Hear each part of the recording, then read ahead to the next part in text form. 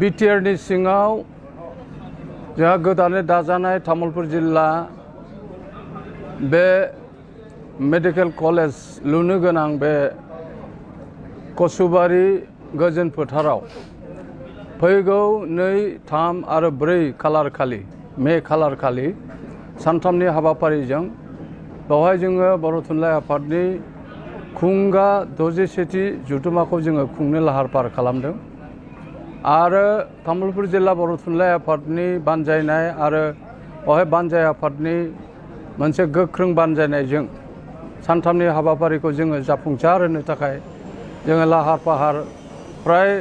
80% फ्राय जाबाय आरो गोजोनथाव बाथ्रा जोंहा बिटिआरनि चिफखौ लाफानानै आसामनि मन्त्रि उजि ब्रह्म आरो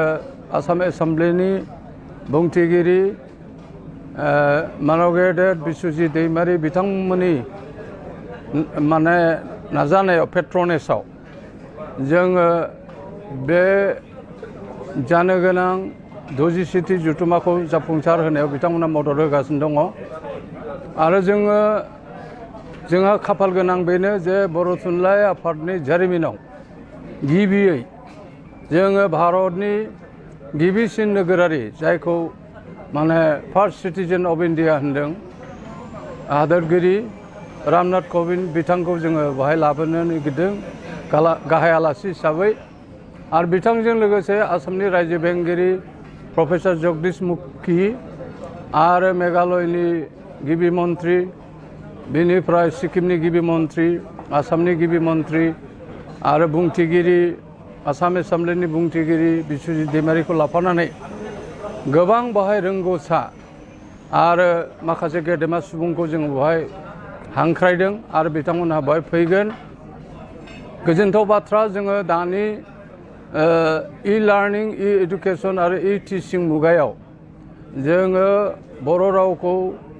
मुलुग दरबाराव लांनो थाखाय बर' थुनलाइ आफादा मोनसे डिजिटेलाइज फर्मजों खारफानो थाखाय आरो गोदान सोलोंथाइ खान्थि हारिमायारि सोलोंथाइ खान्थिजों खारफानो थाखाय जोङो माखासे मुलुग दरबाराव लांनो थाखाय जोङो मोनसे मेसेज होनो सानदों आरो बे तामुलपुरावनो जोङो बर' थुनलाइ आफादनि थान्दै मेलाव आरो रायजो राजानि मददजों जोङो माखासे हाबाफारि आखायाव लागोन आरो जोंहा बेवहाय हादोरगिरिनि आखाइजों जोङो बर' थुनलाइ आफादा मोनसे Google's project online Google's project लादों बेखौ बेवहाय लन्चिं खालामनाय जागोन बिनि दारै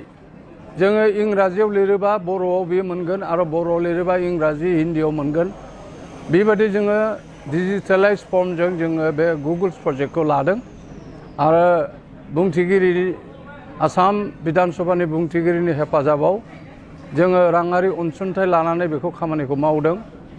आरो बेजों लोगोसे जोंहा बर' बिजोंनि गोबां जेंना जेंगोना दङ बेखौ सुस्रांनो थाखाय जों थान्दै मेलाव सावरायगोन आरो लोगोसे जोंहा गोबां माने जेंना जेंगोना दङ माने बेखौ जोङो बे थान्दै मेलाव सावरायगोन बेनिखायनो आङो बर' थुनलाइ आफादनि जानानै जाहाथे बे खुंगा 61थि बे तामुलपुर जथुम्माया गाजा गोमजायै जोबनानै थाङो आरो बयबो हारि हारिसा धोरोम राव ओरै फाराग लाखियालासिनो हारिमायारि बे आफाद जातीय अनुस्थान जायखौ होनदों बर' थुनलाइ आफाद बेनि हाबाफारिखौ जाहाथे जाफुंसार होयो आरो गासैबो बिथिङाव जाहाथे बयबो मदद होयो आरो लैहोर लैहोर फैनानै जाहाथे जोङो हादोरगिरि नुजाथियाव जों जाहाथे आब्रुथि गोनां गोजोन आरो खौसे जोङो बेवहाय नुजाफैनो हायो बेनिखायनो आं बर' थुनलाइ आफादनि जानानै गासैबो रायजो राजाखौ आं खावलायनो सानदों आरो जों आसा लाखियो बे तामुलपुराव कसुबारियाव जानो गोनां बे बर' थुनलाइ आफादनि 61थि जथुम्माया जाफुंसार जागोन आरो जोङो रायजो राजानि मदद मोनगोन बिथाङा बाहागो लाफैगोन बिनि गेजेरजों बर' हारिनि राव हारिमु थुनलाइफोरा माबायदियै जौगाखांनाय फैगोन होनना नोंथाङा सानो बेयो माने दानि जोङो सोलोंथाइ खान्थि जिथु गोदानै माने गाहाय मन्त्रि नरेन्द्र मदिनि जिथुनिखि फोसावनाय दैदेननायाव डिजिटेल इन्डिया डिजिटेल इडुकेसन जानो थांगासिनो दङ आरो जोंबो भार्नाकुलार मिडियाम बर' रावखौ जोङो जिहेतु बे रावा 80 फारियाव हाबबाय आरो भारतबर्षनि मोनसे गनायथि राव हिसाबै जोङो मोननो हादों बिनि माने बिथाखौ जाहाथे गोख्रोंसिन माने जाहोनो हायो बेनि थाखाय जोङो गिबिसिन नोगोरारि हादोरगिरिखौ लाबोनानै जों मोनसे इयुन जोलैनो जों मोनसे मेसेज होनो थाखाय इयुन फरायसा आरो इयुन जोलैनो जोङो मोनसे मेसेज होनो सानदों जे बर' रावा दिनै बिराद माने जौगाखांनाय राव आरो बे भारतनि मोनसे गनायथि मोननाय राव आरो बेखौ जोङो मोनसे लिंक लेंगुवेज भारतनि लिंक लेंगुवेज हिसाबै जोङो फोसावनो थाखाय बेखौ नाजादों आरो दानि जोङो आथिखालनि मुगाजों खारफानो इनफरमेशन टेक्न'लजिजों खारफानो थाखाय बे रावखौ माबोरै जौगाहोनो हायो जाहाथे हादोरगिरिनि नुजाथिजों जाहाथे जोंनि रावनि जिथु बिथाथि जिथुनिखि फाउन्डेसन बेयो गोरासिन जायो बेनि थाखायनो जोङो हादोरगिरिखौ बहाय बिटिआरनि माने अनसुंथाइ आसाम गभर्नमेन्टनि अनसुंथाइ गिबि मन्त्रि डक्टर हिमन्त बिश्व शर्मानि अनसुंथाइ जों दिनै बहाय बानजाय आफाद दानानै जोङो हादोरगिरिखौ लाबोनो नागिरदों आरो हादोरगिरिया बहाय फैनानै जोंजों बहाय ज' जाफैगोन आरो बिथांनि खुगानिफ्राय बिथांनि माने बिबुंथिनिफ्राय जों जाहाथे